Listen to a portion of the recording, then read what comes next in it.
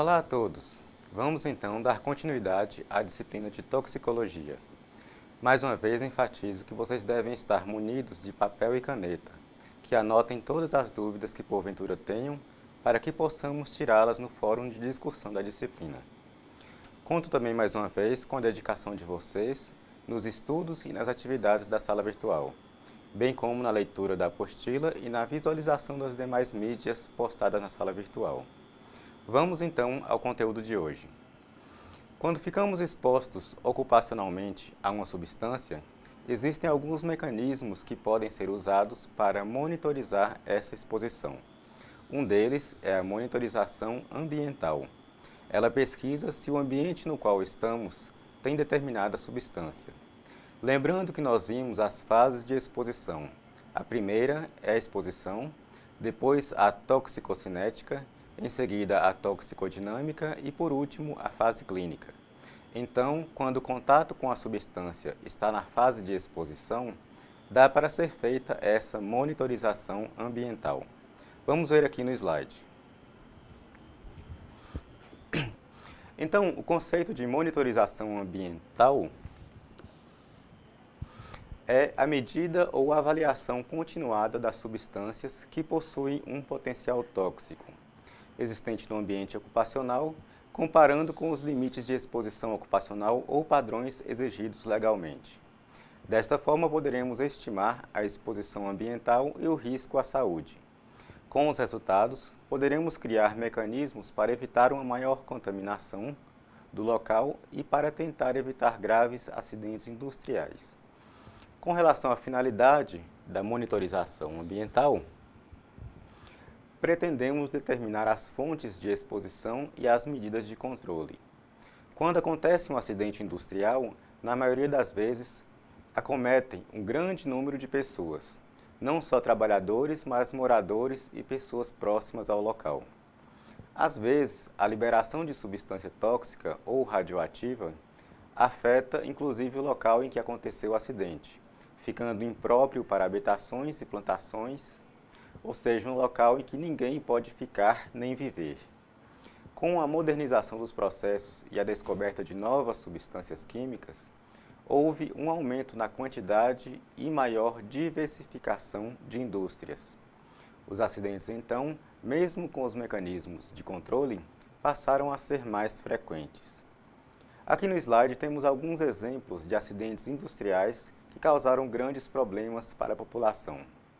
Começamos em 1921, quando uma explosão na fábrica BASF de fertilizantes espalhou substâncias tóxicas no ambiente.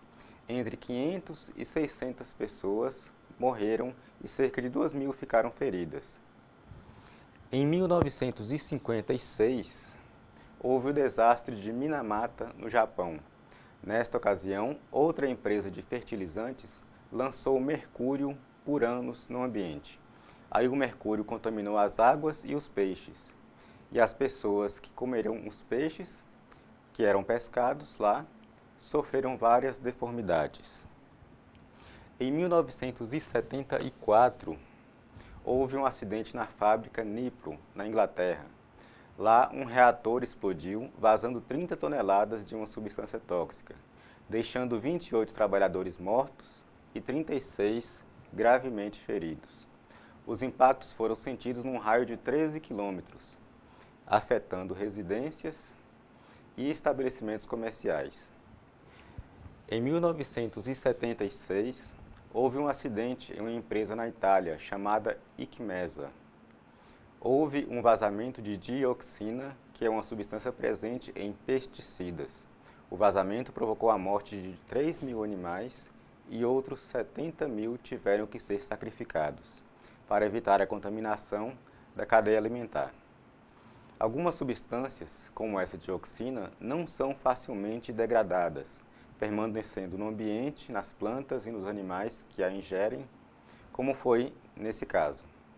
Aí, os animais que se alimentarem destes animais que foram contaminados, também ficarão contaminados. Tivemos em 1984, que aconteceu o acidente de Bhopal, na Índia. Lá foi outra explosão na produção de um praguicida, criando uma nuvem tóxica que atingiu 200 mil pessoas, com 8 mil mortos. A substância causou sintomas agudos e crônicos em um monte de gente. Em 1986, ocorreu uma explosão em um reator nuclear na usina de Chernobyl. O vazamento de material radioativo por causa da explosão causou a morte de 56 pessoas.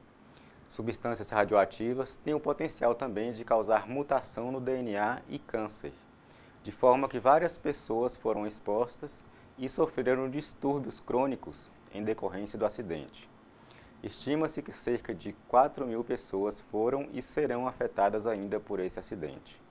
No local da usina, que ainda é radioativo, por causa do acidente, ninguém pode morar, nem trabalhar, nem plantar nada.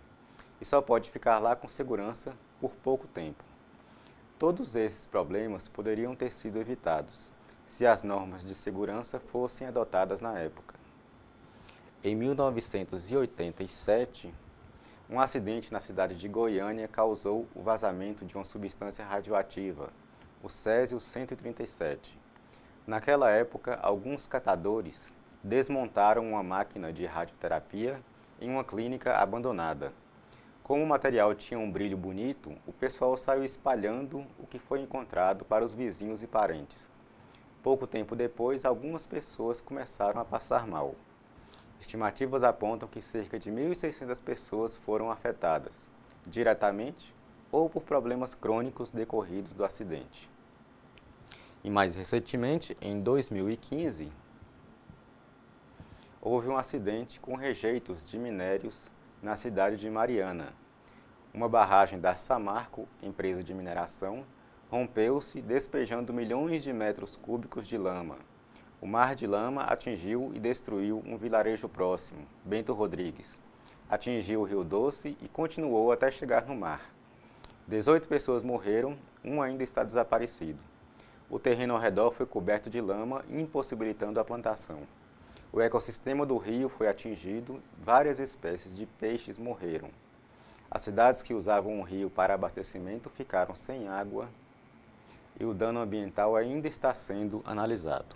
Então, percebemos que as inovações tecnológicas, os mecanismos de produção, eles são muito bons para nos dar mais conforto, mas os aspectos de segurança devem ser fortemente considerados.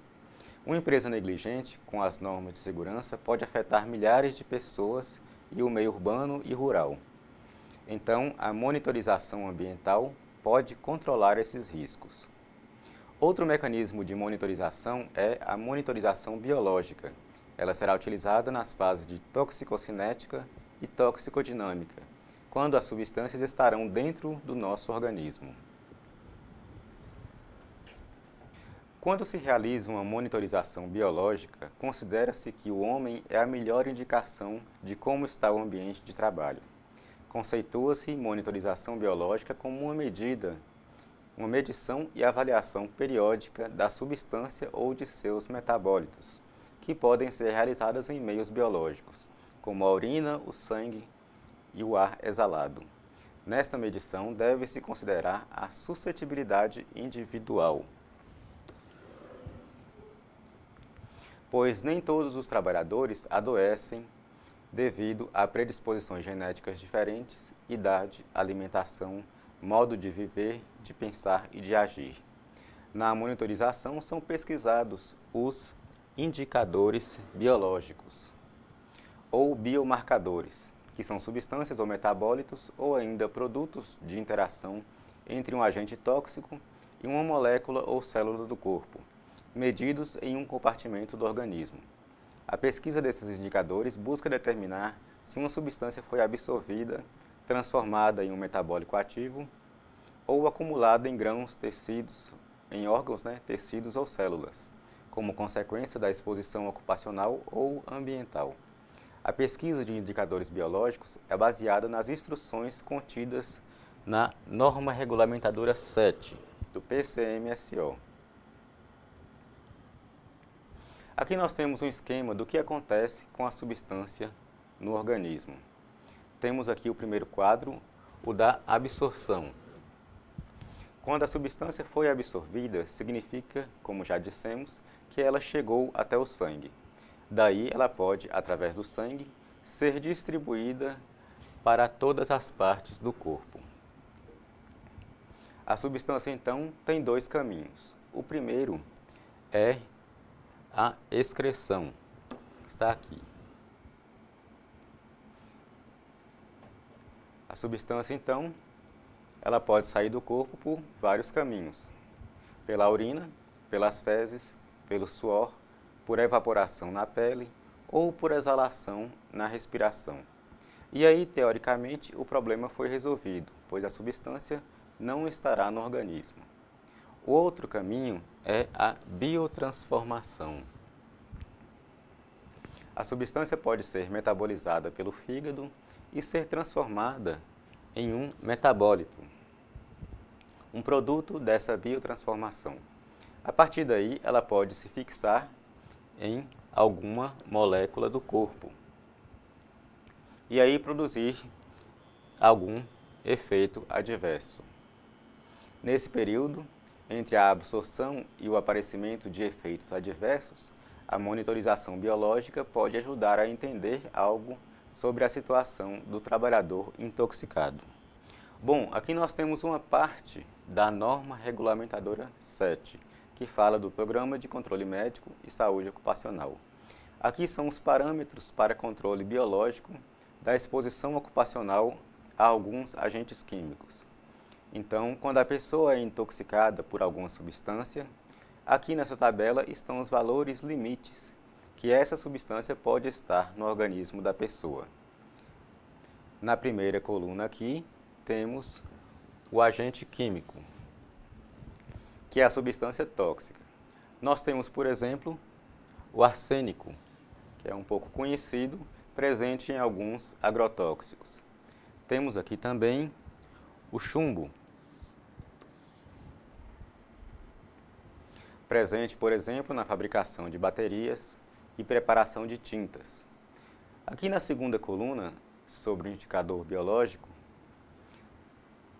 temos o material biológico que será pesquisado. Normalmente, como vemos na tabela, são pesquisados o sangue ou a urina. Em seguida, temos a análise, que é o que será procurado no material biológico. Percebam que em alguns casos é o próprio veneno, como aqui no caso do arsênico. Isto indica que ele não foi biotransformado no organismo. Em outros casos, é um produto do metabolismo, como por exemplo na anilina, em que pesquisa-se meta-hemoglobina. Na coluna seguinte, temos o valor de referência da normalidade, que é o valor possível de ser encontrado em populações não expostas ocupacionalmente. Então, se o indivíduo não trabalha com aquela substância, o valor encontrado no material biológico dele não deve ultrapassar esse valor de referência. Depois temos o valor do IBMP, que significa Índice Biológico Máximo Permitido. É o valor máximo do indicador biológico para o qual se supõe que a maioria das pessoas ocupacionalmente expostas não corre risco de dano à saúde. A ultrapassagem desse valor significa exposição excessiva. Então, para um local de trabalho que segue as normas de segurança, o valor da substância no material biológico da pessoa não pode passar desse indicador biológico. A próxima coluna é o método analítico, específico para os técnicos que vão fazer os exames. Então não precisamos nos preocupar com ele. Em seguida vem a coluna da amostragem, que indica em qual momento do dia deve ser feita a coleta do material biológico. Aqui, de acordo com as indicações, o material pode ser colhido no início da jornada de trabalho ou no fim da jornada de trabalho. Pode ser necessária a primeira urina da manhã ou pode ser também a qualquer momento da jornada, de acordo com as siglas aqui. A coluna da interpretação diz se uma exposição excessiva a uma substância indica doença ou não. A sigla EE significa que a exposição excessiva não indica doença. A sigla SC significa que a exposição indica doença. E a sigla SC+, indica que a desintoxicação da pessoa é rápida, portanto, também não indica doença. Enfatizando que em qualquer intoxicação excessiva é prudente proceder ao acompanhamento dos trabalhadores que estão expostos. E a última coluna é a da vigência. Ela indica de quanto em quanto tempo a avaliação deverá ser realizada, após a publicação da norma. Normalmente, essa vigência varia de 12 a 24 meses. Aqui nós temos alguns exemplos de substâncias químicas que estão presentes nessa tabela da NR7. O primeiro aqui, o monóxido de carbono, é um gás encontrado no meio ambiente, mas também em indústrias metalúrgicas, siderúrgicas, petroquímica, laboratórios de pesquisa e ensino, em cervejarias, mineradoras, em locais onde os motores estiverem em funcionamento e em serviços como soldas. Temos também o chumbo, que é um metal encontrado em indústrias de plásticos, tintas, borrachas, baterias, lubrificantes, fósforos, inseticidas, vidros, cerâmica, fundições gráficas, soldadores, pintores e em outras atividades. Outra substância tóxica é o flúor, que é encontrado em atividades de tratamento de água, fabricação de vidros, ácido, inseticidas, fertilizantes, cerâmica, lâmpadas, borrachas, soldadores, pesquisadores, dentre outras atividades. E temos também o metanol, substância encontrada nas atividades da indústria de calçados, petroquímica, de esmaltes, de corantes, de tintas, vernizes, na manipulação de combustíveis e outras atividades. Percebemos que cada atividade envolve a exposição a substâncias químicas diferentes e, portanto, a riscos de natureza e consequências diferentes. Então, as atividades e medidas preventivas também serão específicas para cada atividade. Então, nós vimos que existe a monitorização ambiental para identificar os riscos antes que a intoxicação aconteça, e temos a monitorização biológica para identificar os casos de intoxicação que estão em andamento. Quando a intoxicação já ocorreu, a substância já foi absorvida, já passou pela toxicocinética e toxicodinâmica e já está na fase clínica, com sinais e sintomas, infelizmente aconteceu uma dificuldade que impossibilitou a adoção de medidas preventivas. Mas nós continuaremos trabalhando para tentar evitar novos acontecimentos desse tipo, só que de outra forma. Essa figura aqui eu já mostrei ainda agora, mas gostaria de enfatizar o aspecto da vigilância em saúde. Vemos aqui que as fases que correspondem à toxicocinética e à toxicodinâmica serão abordadas pela vigilância biológica. Já a parte das lesões e manifestações pré-clínicas, essas aqui, que é quando a pessoa passa a sentir algum problema de saúde, será abordada pela vigilância em saúde. Essa fase de estudo e acompanhamento da situação de saúde de uma população é um sistema complexo de informações que envolvem toda a vida de uma comunidade. Vamos entender mais sobre essa vigilância. Vigilância significa precaução, prevenção, cuidado. Segundo a Organização Pan-Americana de Saúde, é visualizada dentro da informação para a ação. Então, como funciona? Nós pegamos todas as informações referentes à saúde e as estudamos.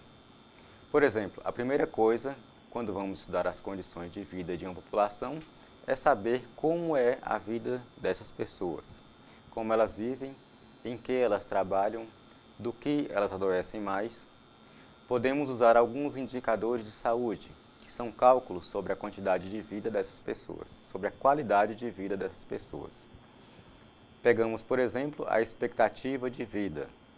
Quanto tempo as pessoas dessa população vivem normalmente?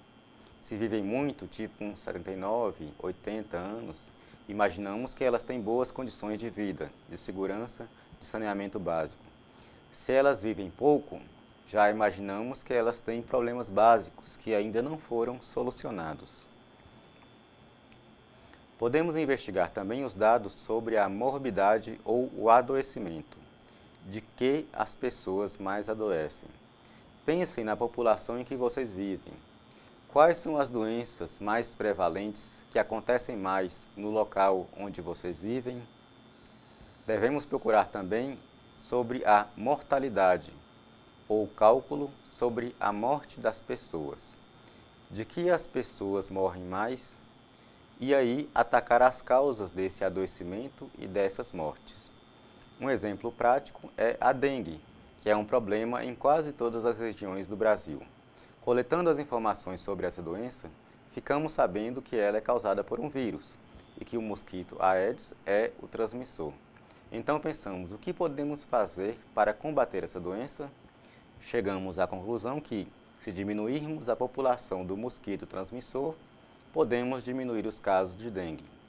E dessa forma, através das informações, pesquisamos quais as regiões que têm mais casos de dengue e investiremos no combate ao mosquito e acompanhamento, principalmente nessas regiões. Da mesma forma, faremos com outras doenças, que são um problema nessas populações, como a tuberculose, leishmaniose, hanseníase, doenças do coração, dentre outras. Devemos pesquisar também sobre outras condições da saúde da população, como a maternidade, gravidez na adolescência, violência, acidente de trânsito. Devemos pesquisar também sobre características do comportamento das pessoas, como índice de analfabetismo, qualidade dos serviços prestados, como saúde, educação, transporte. E assim faremos um mapeamento de todas as características que envolvem a vida e a saúde da população. Como um tópico da vigilância em saúde, temos a vigilância em saúde do trabalhador. A vigilância em saúde do trabalhador depende da obtenção de informações a partir de uma base de dados já consolidada e de outras que deverão ser criadas no local, como cadastros de trabalhadores de uma empresa, relação das atividades executadas e dos processos produtivos, identificando a cada passo os riscos ou fatores que podem levar a um problema de saúde no trabalho. Devem também ser estudadas todas as informações sobre a produção dos serviços, os relatórios de inspeção, as notificações, as fichas de investigação, as instituições médicas, as seguradoras, os sindicatos, todas as informações que possam realizar ou garantir o controle e segurança dos trabalhadores. Assim será realizado um perfil do trabalhador e com essas informações será possível também a construção de indicadores que podem servir para um diagnóstico da situação do local e estabelecer estratégias de intervenção em vigilância. E essas informações podem ser usadas para a prevenção de um problema de intoxicação ou adoecimento dos trabalhadores. Por exemplo, imaginem que uma pessoa vai trabalhar em um posto de gasolina. Certamente vai ter contato com a gasolina.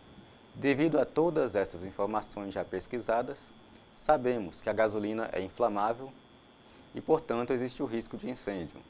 Sabemos que ela é corrosiva, portanto, existe o risco de lesões na pele. Sabemos também que ela é potencialmente tóxica para o sistema reprodutivo, que ela pode favorecer o acontecimento de câncer e de mutações. Ela pode causar tonturas, confusão mental e outros sintomas. Então, já vamos tomar todas as precauções para que a pessoa não se intoxique, que estejam instalados os equipamentos de proteção coletiva e que sejam usados também os equipamentos de proteção individual.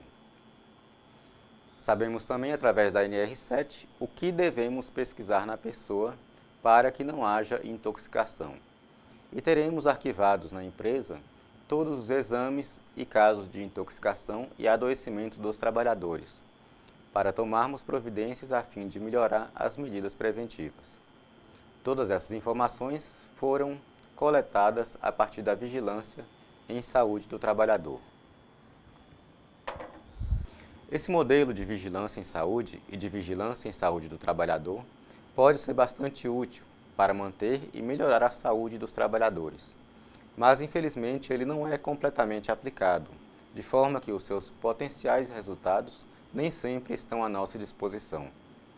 E quando uma prevenção não é feita completamente, ficamos sujeitos ao acontecimento de acidentes de trabalho e doenças ocupacionais.